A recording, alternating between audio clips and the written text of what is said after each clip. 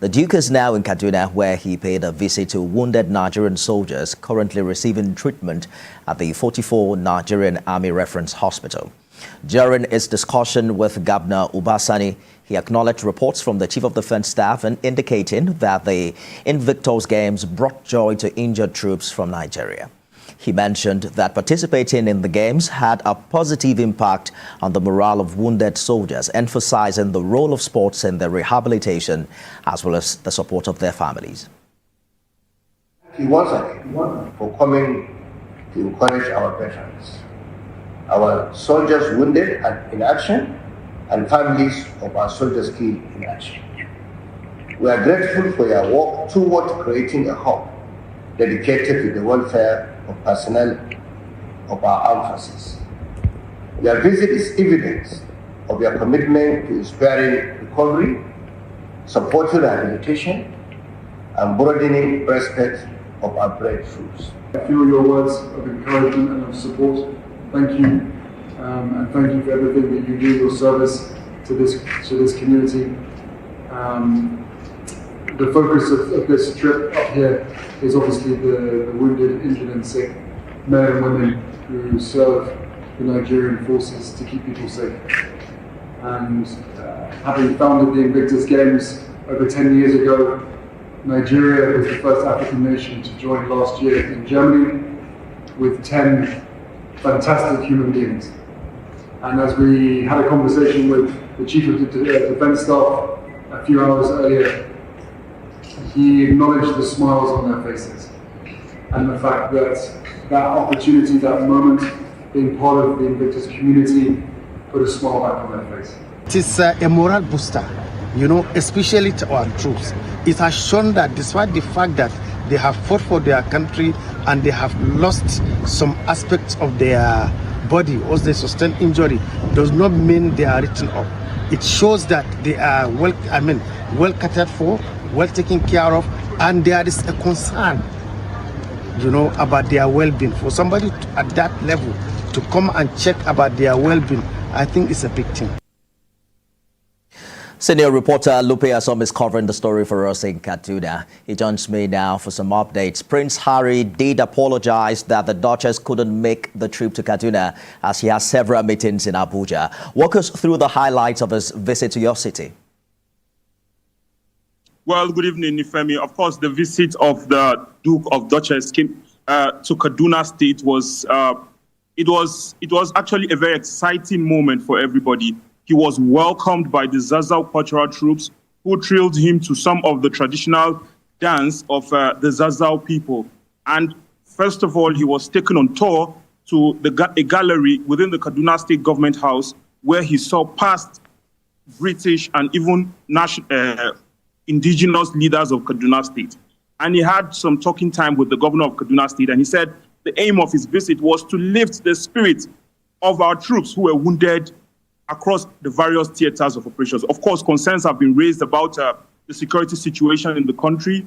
It is public knowledge that the Nigerian army troops are in 33 out of the 36 states in the country carrying out internal policing operations, military operations to ensure the safety of Nigerians. And a lot of them have lost limbs, they have lost arms, they have lost their eyes, and they are currently receiving medication at the 44 Nigerian Army Reference Hospital. So when the prince visited, he said the aim of his visit was to lift their spirit and to show that they are not left alone, that their lives are not over, because they were actually in the cause of protecting the territorial integrity of the nation. And he emphasized the importance of sports to rehabilitate these people. Of course, 10 of them last year attended the Invictus game. And he also said reports he got from the Minister of Defense and even the Chief of Defense Staff indicated clearly that the Invictus Games played a critical role in bringing back smiles to their faces. So he then further went to the 44 hospital where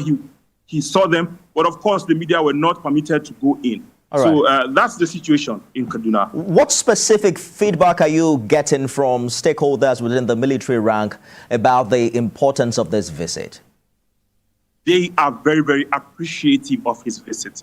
According to them, they said his visit has come to boost their morale. And of course, you could imagine how many troops are currently receiving medications in that hospital. A lot of them sustained injuries, improvised explosive devices. Some of them were shot. They are just there. Of course, the Nigerian defense system they have always visited them. The chief of defense staff has always visited them. Indeed. But having the Duke of Dutchess visit them, according to them, has come as a huge morale booster.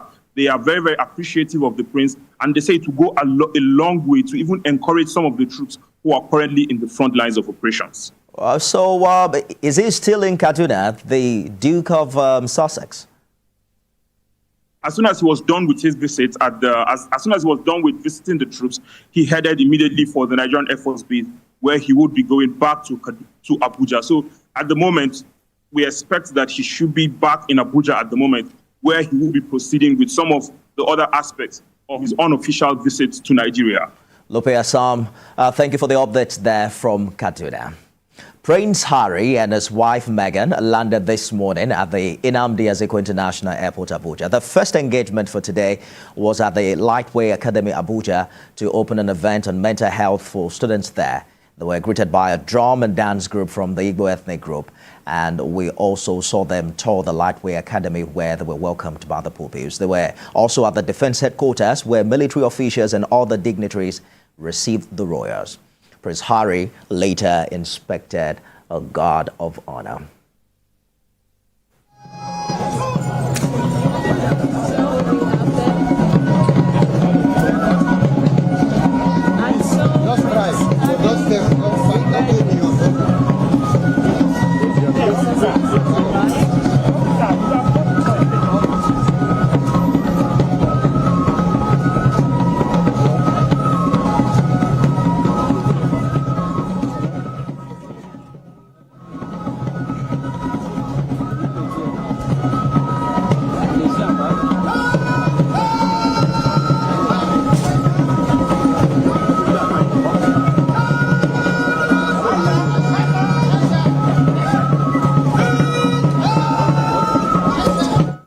Joining me now live from our Abuja studios, defense correspondent Sifon Esen. Sifon, it's been a busy day covering the royal couple's visit.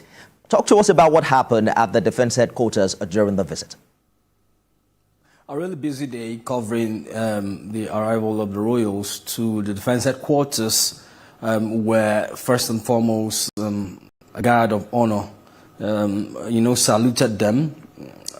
And indeed the Duke of Sussex. And after the saluting dies, he had an engagement with one of the beneficiaries of the Invictus Games, talking about Peacemaker Ozigbalum, who lost his limbs and won laurels at the last international competition of the Invictus Games. And afterwards, he went in to the office of the Chief of Defense Staff and held a private meeting with the Chief of Defense Staff. The details were not given, but we understand that it's to firm up the agreement, the engagement to establish an Invictus Game Center in Abuja. Invictus Game is basically a recovery game program for wounded service personnel, and that's just to give them a renewed hope, you could call it.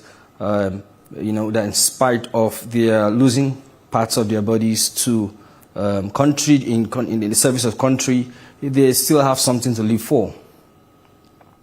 The royal couple are in the country for 3 days, and their visit is expected to take them to 3 cities across Nigeria. What more do you know about their itinerary? Well, they're going to be having a busy day tomorrow, Saturday. I understand Prince Harry should be on his way back to Abuja after, visiting the governor of Kaduna State. The day eventually or effectively starts several hours before noon, where they will be having several engagements, including attending a training session for, organized by Nigeria Unconquered. The group works with the Invictus Group, to promote sports recovery for wounded soldiers, and that will happen tomorrow. Then that will pave way to several other events. That will also pave the way for several other engagements, including a dinner to be hosted by the Chief of Defense Staff again. And then on Sunday, it's going to be a lot of activities again for the royal couple in Abuja.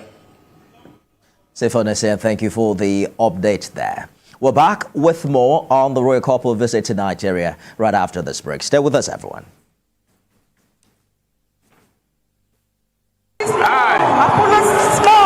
Bola Ahmed Tinubu do solemnly swear